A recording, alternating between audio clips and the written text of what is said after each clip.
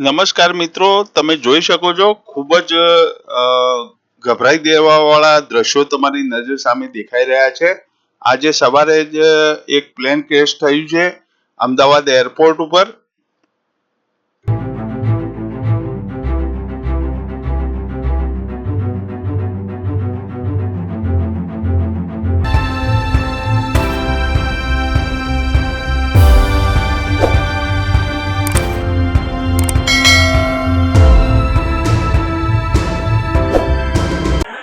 મિત્રો, ત્રીજી આંખ ન્યૂઝ ચેનલમાં આપનું સ્વાગત છે.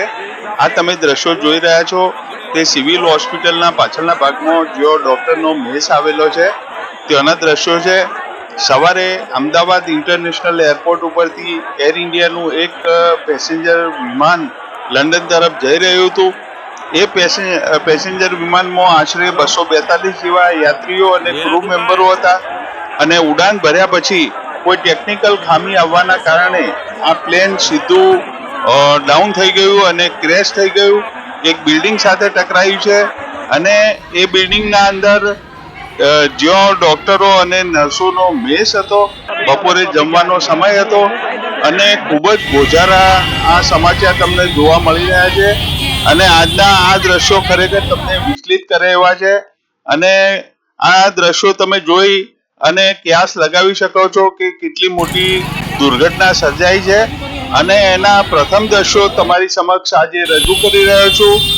અને આમાંથી તમામ ઘાયલોને ખૂબ જ ઝડપથી સિવિલ હોસ્પિટલના ટ્રોમા સેન્ટરમાં લઈ જવામાં આવી રહ્યા છે અને ફાયર ફાઈટરની ટીમો સ્થળ ઉપર પહોંચી ગઈ છે અને આ સ્થળેથી લોકો ખૂબ જ મોટી સંખ્યામાં બચાવ કામગીરીમાં જોડાયા છે.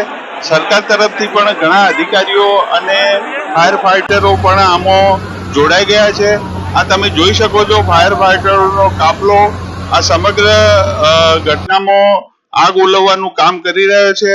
અને આ એર ઇન્ડિયાનું ફ્લાઇટ 1:45 આવી રીતે ટેક ઓફ કર્યા પછી તુરત જ ક્રેશ થઈ ગયું હતું અને એના પ્રથમ દ્રશ્યો તમારી સામે રજૂ કરી રહ્યો છું.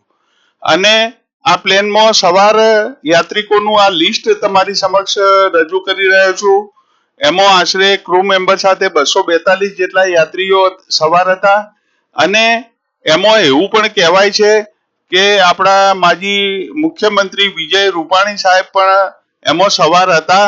હવે અત્યારે સાચો આંકડો આવી રહ્યો નથી અને તમને આ દ્રશ્યો જોઈ અને ખરેખર એક ગજબની દુઃખદ લાગણી ઊભી થાય એવા દ્રશ્યો આજે દેખાઈ રહ્યા છે અને ખૂબ જ કટોકટીની આ ક્ષણ છે.